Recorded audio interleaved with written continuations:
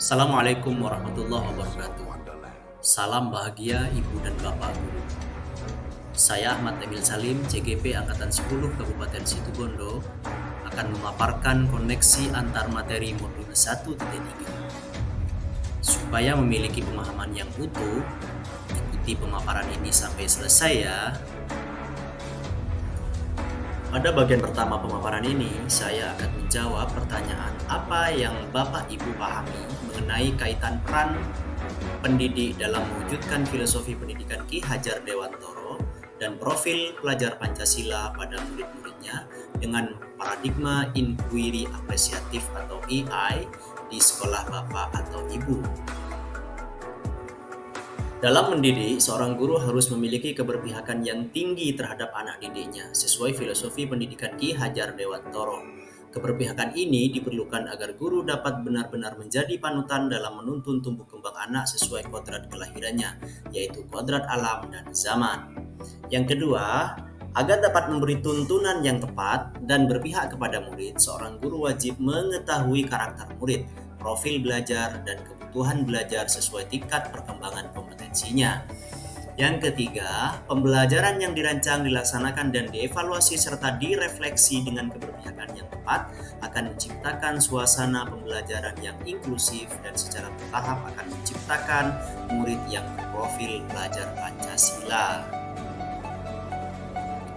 Ini adalah 6 dimensi profil pelajar Pancasila, yaitu beriman dan bertakwa kepada Tuhan Yang Maha Esa dan berakhlak mulia, kebinekaan global, bergotong royong, kreatif, nalar kritis, dan mandiri. Untuk mewujudkan siswa yang berkarakter profil pelajar Pancasila, guru harus berpikir konstruktif berdasarkan kekuatan nilai dan aset yang ada di lingkungan sekolah, kemudian dituangkan ke dalam sebuah visi perubahan yang positif. Visi yang baik harus terukur, rasional, dan mudah diaplikasikan. Begitu luasnya visi yang disusun guru terkadang sulit diwujudkan secara simultan. Oleh sebab itu, guru perlu memikirkan sebuah stimulus untuk mewujudkan sebuah visi secara bertahap, dimulai dari visi yang diumumkan dalam sebuah prakarsa perubahan. Agar mudah diwujudkan, prakarsa perubahan yang tersusun perlu dijabarkan dalam sebuah rencana tindakan yang berbasis kekuatan nilai dan kolaboratif menggunakan manajemen perubahan inquiry apresiatif yang kemudian diadaptasi dalam bahasa Indonesia menjadi BAGJA. Ibu dan Bapak Guru, inilah 5 tahap pendekatan BAGJA, dimulai dari buat pertanyaan utama, kemudian ambil pelajaran, gali mimpi, jabarkan rencana, dan atur eksekusi. Pada bagian ini, revisi dan rumuskan dengan penuh keyakinan visi yang telah Bapak atau Ibu buat berdasarkan jawaban pertanyaan di atas ke dalam sebuah visi yang membuat Bapak atau Ibu bersemangat ketika membacanya dan menggerakkan hati setiap orang yang membacanya. Dalam pemaparan demonstrasi kontekstual saya sebelumnya, visi guru penggerak mewujudkan peserta didik yang berbudi untuk menyongsong masa depan gemilang. Jabaran akronim dari peserta didik berbudi yaitu beriman dan bertakwa kepada Tuhan Yang Maha Esa, berakhlak mulia, berkebinekaan global, unggul dalam prestasi, mandiri, dan kreatif.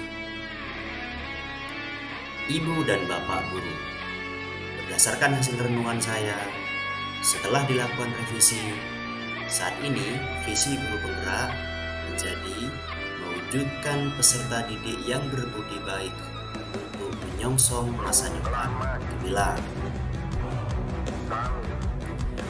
Kemudian, jabaran akronim dari peserta didik berbudi baik menjadi beriman, bertakwa kepada Allah Subhanahu wa Ta'ala, dan berakhlak mulia, berkebinekaan global, unggul dalam kompetensi dan prestasi, mandiri, kreatif, bernalar kritis, dan kolaboratif.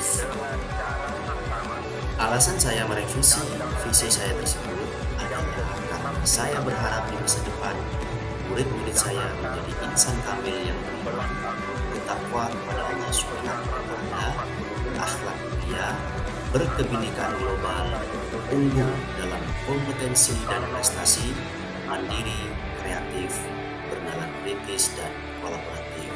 Sehingga dengan tercapainya visi ini, saya berharap saya menjadi bagian dari proses menyongsong generasi emas Indonesia. Terima kasih atas perhatiannya. Sampai jumpa pada pemaparan saya selanjutnya.